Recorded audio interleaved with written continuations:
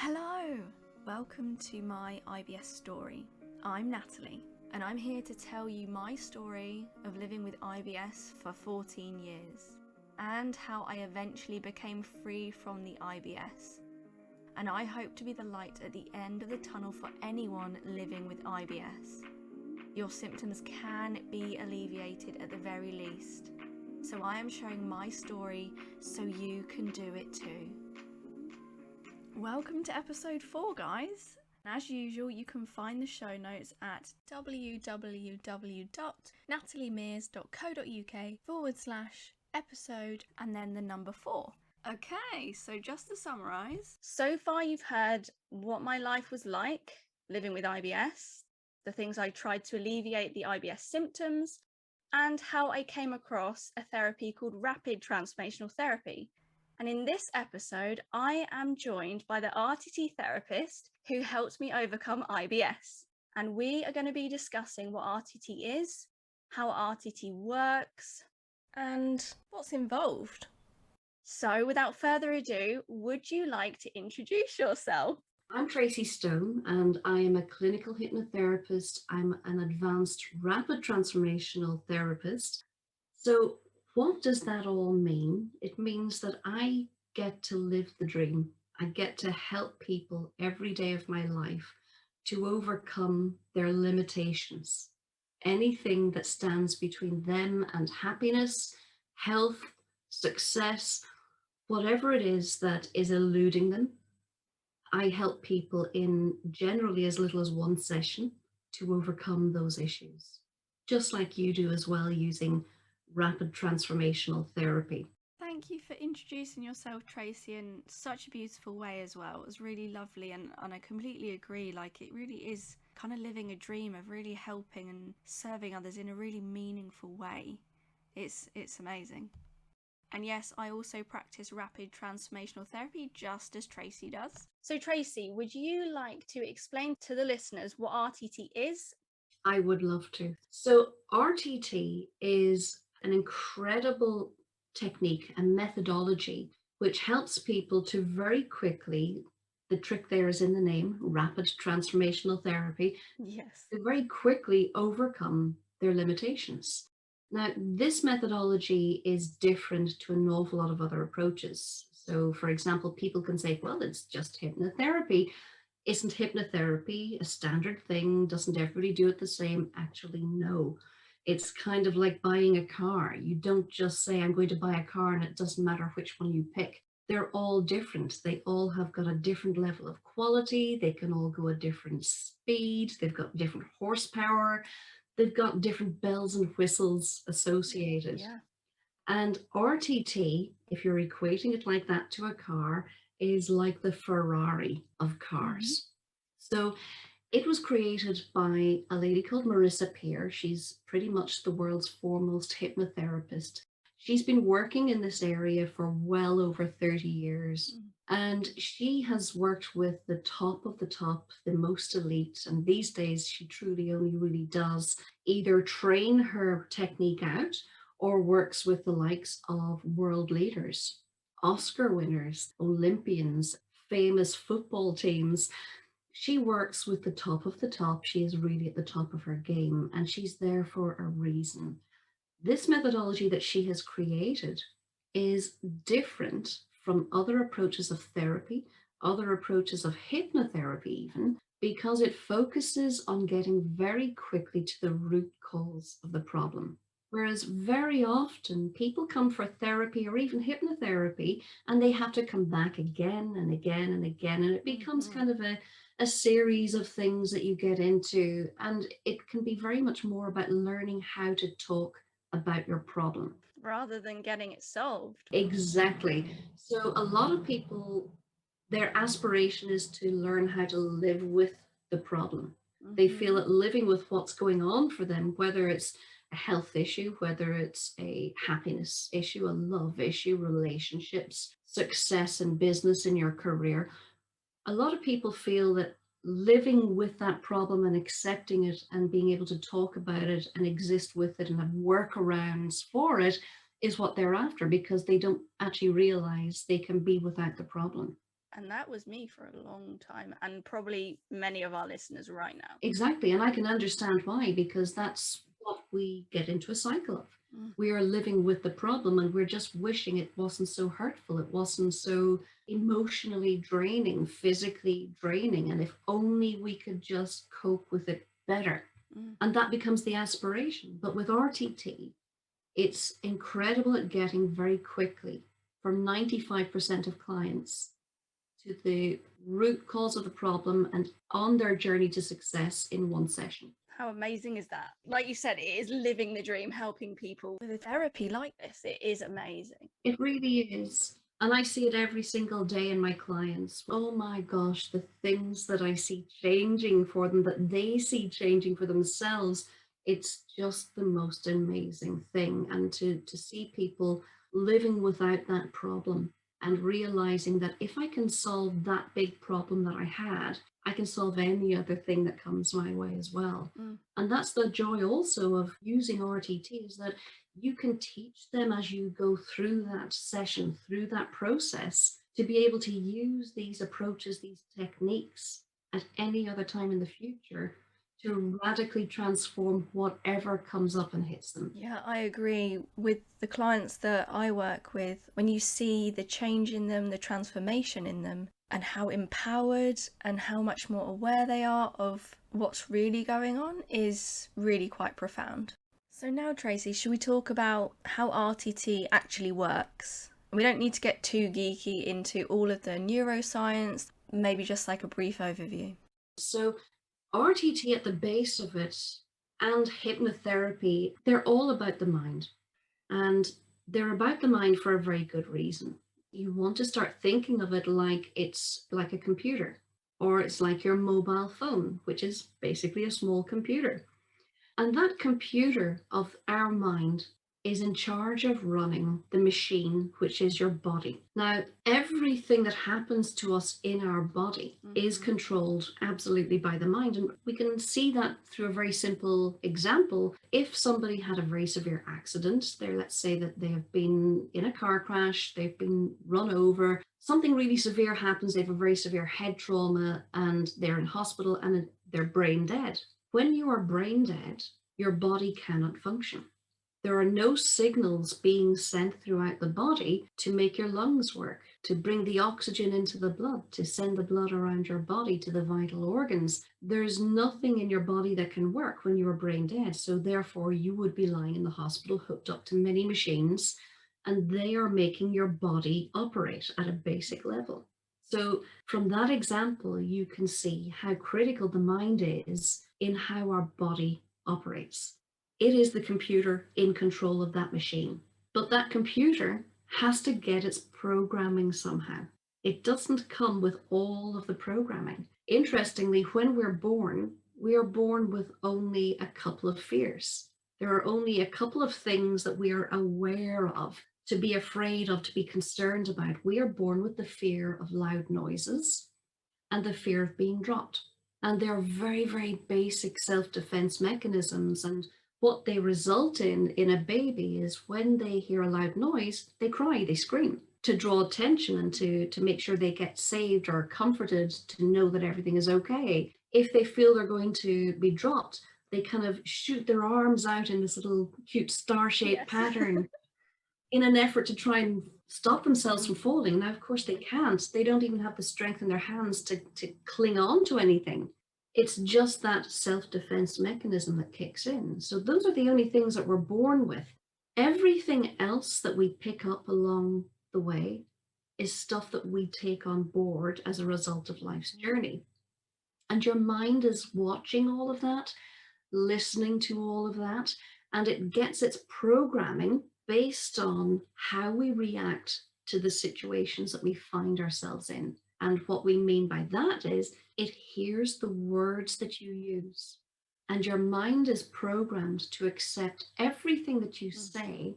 It accepts it as instruction. So your mind is constantly waiting for your words, for your instruction. And it's that instruction, those thoughts that are quietly up in your head, whether they are those quiet ones, whether it's the words you use out loud, Those thoughts and those words are what your mind is listening for. It accepts every single thing that you tell it. And that's what the brain takes in.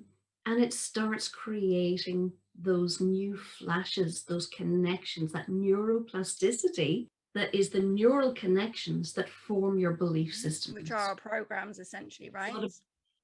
Exactly. It's our programs, it's what we believe to be true about us. But it's really interesting then if you pare back all of that to realize that the core underlying aspect of it is that the words I use create my programming. Nobody makes me say these things. No matter what somebody does to me, somebody could be cruel and mean to me. I might be bullied mercilessly and I'm in a very bad situation. I might be abused. I might be very badly cared for.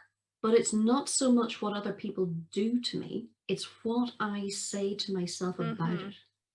That's what the mind is listening to. And it is based on that information that we feed back to the brain with our thoughts, with our words. That is what creates that programming. That's what creates the belief systems that I have.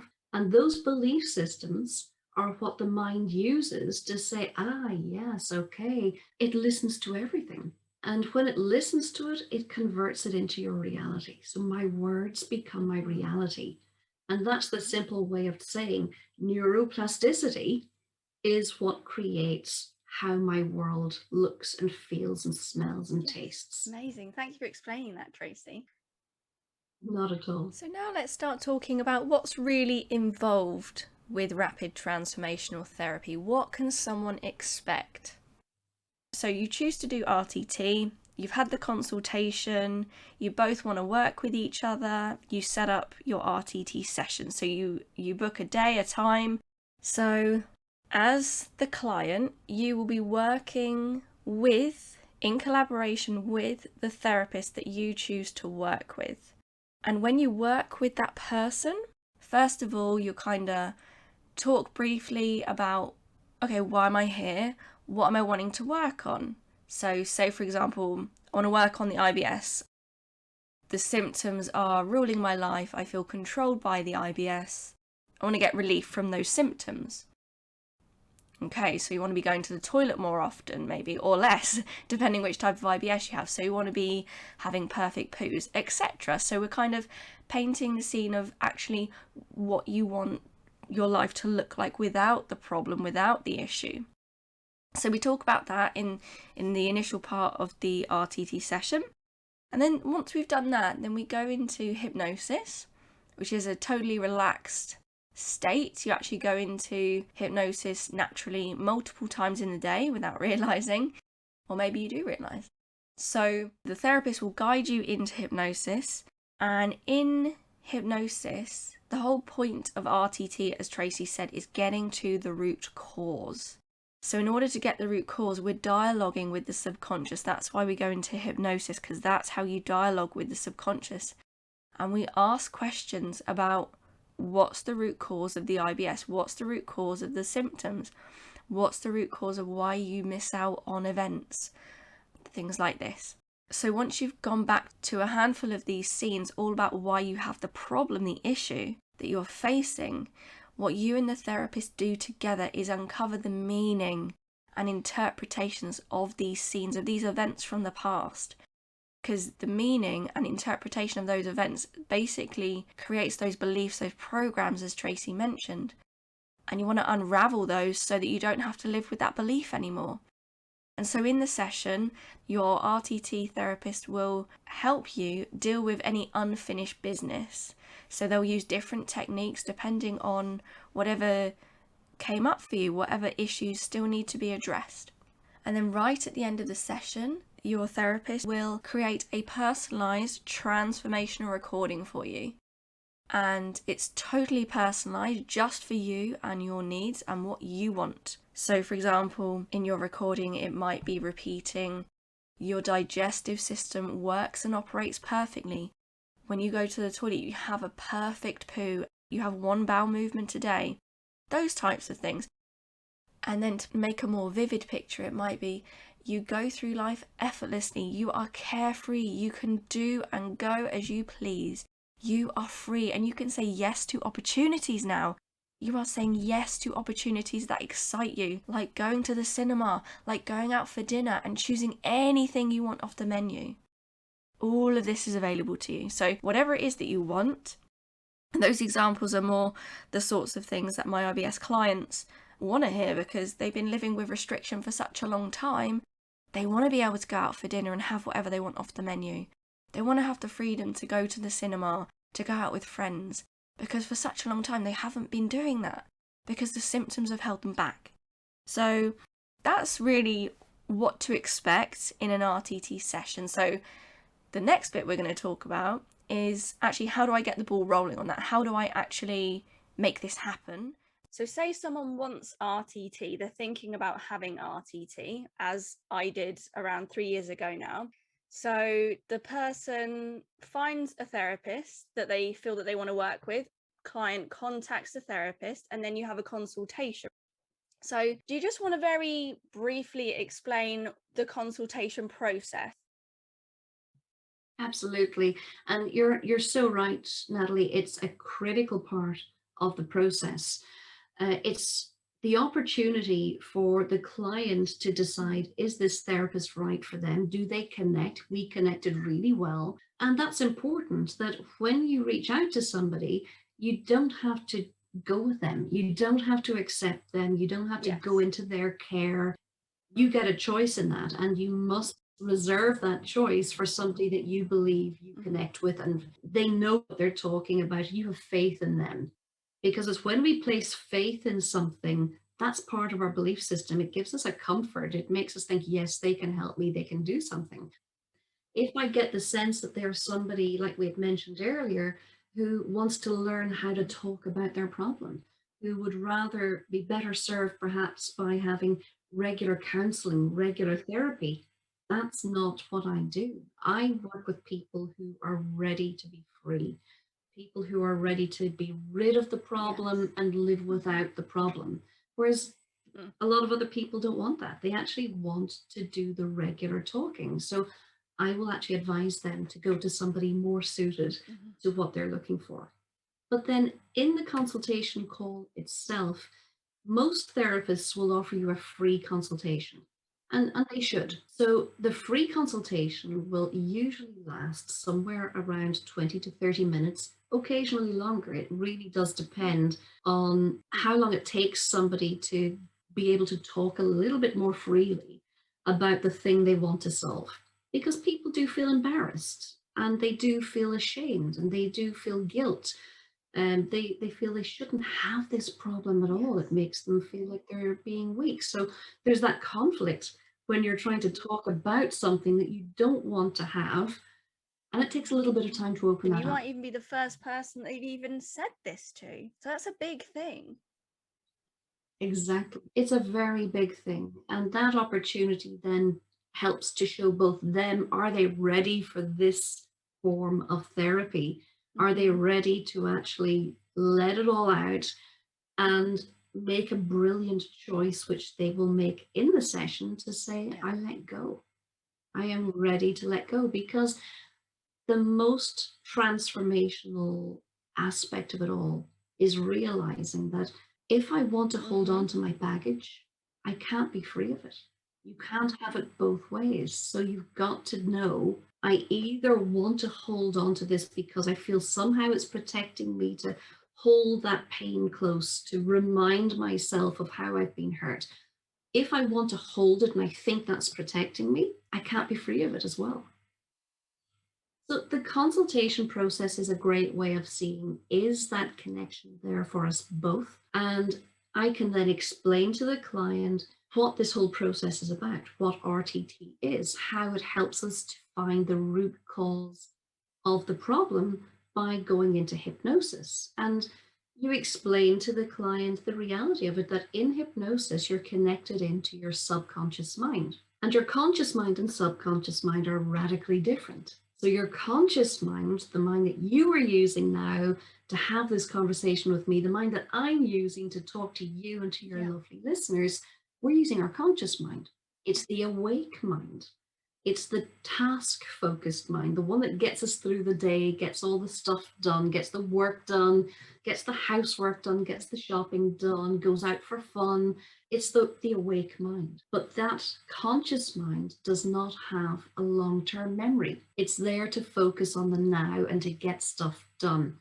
In hypnosis, we explain to our clients in that consultation, you're going into your subconscious mind, which is entirely different. Your subconscious mind has a long-term memory. And when you're connected into that, for example, you're connected into your subconscious mind when you're sleeping and dreaming. And that's how we often wake up thinking, gosh, I had the weirdest dream. And it doesn't quite make sense anymore. That's because I'm now trying to piece it all together in my conscious mind. So they operate very differently. But when I go into my subconscious mind in hypnosis, I can go back to any point of time in my life and get the answers that I need. Because your subconscious mind is basically like a huge filing cabinet. And everything that you've ever seen, done, tasted, everywhere you've been, everything you've heard, every experience that you've had is in there in that filing cabinet. And when you're connected into that, you can easily ask your mind to say, bring me back to the time that I felt like this. Bring me back to the time that I started to believe this about me. And it knows what you mean. And it says, yeah, let me just look at my filing cabinet here, pull out the right file for you. And it goes through the file and it says, oh, yes, that's when this happened. And you explain that process of how you're going to use hypnosis in that consultation. And then when the client comes to the session, they have a little bit less stress, a little bit less anxiety about what's to come. Because they know what to expect. They know they're going into hypnosis. They know they're going to go back to some scenes that are linked to do with this issue that they want to have some relief or freedom from. Exactly. And it's a great opportunity in the consultation to also be able to explain the homework. A really important element. Oh my gosh, it's so important. So the homework entails different things. You know, if you're doing a very basic RTT, as in you have a quick chat with the client, you go into hypnosis, you're going to create a recording for your client. Now, I'm sure, like you, create a personalized recording for every client. Absolutely. In the session, because you know what? The words that you need to hear are slightly different to the words that anybody else needs to hear, even if it's the same topic, because we're all different. So the right words flow in the session and you create the recording, and the recordings are usually about 20 or 25 minutes long. Not a specific length, but you know, sometimes a little less, sometimes a little bit more. It's whatever seems to be right at that time. But you as the client then need to listen to that hypnosis recording every day for at least 21 days. Now, this is a really important aspect, and again, covering it in the consultation call is critical. And it's important to the client because it takes the mind around 21 days to either break an old habit, whether that's in practice or a habit of belief, or it takes around 21 days to form a new habit. And again, that's a habit of practice or a habit of belief. And generally, we're looking to do both. We're looking to break the old habit of belief that made me feel that I couldn't overcome my problem, that I was stuck with IBS, that I will always have this problem, that I will always feel this way, I'll always have the anxiety attached to it. And it takes around 21 days to also create the new habit of knowing, you know what, that's in my past. I don't need that anymore and I don't even have it. So the recording is so critical. And if people in the consultation say, oh, well, you know, I don't know if I'll have time, then maybe it's not the time for them to do this, because they won't get the same result if they don't knuckle down and listen to the recording. But as soon as they do, they start to report back saying, oh my God, doing my recording is the best time of my day. I love it so much. Don't know why I was resistant to doing it in the first place, because it relaxes me. It makes me feel amazing. It gives me a huge confidence boost. So you've got to set that scene for them to know what's coming, what to expect. Yeah, that commitment is super important. Shall we now talk about what happens with the follow-ups? Because I know me and you both offer follow-ups to our clients, and we both feel that it's really quite an important part of the process too. So you want to talk a bit about that? It's so important to do the follow-up. People leave the session feeling amazing. Now, kind of 50% of people at the end of a session will feel exhausted. And it's for good reason, because you've done an awful lot of work. You've let go of a lot of things. And suddenly you just think, oh my gosh, I could sleep now. And I could sleep for 24 hours. Half of people tend to react that way. Half of people seem to feel energized. They just want to go somewhere and do something, and they feel lighter and just, they're so excited. So at the end of a session, people feel great one way or the other. Either great because they're tired and they've let go, or great because they've let go and they're energized. And then they start listening to the recording every day. You've got to persist over the 21 days. And when you do, you break through into this amazing space where you think, oh, wow, I really have got this.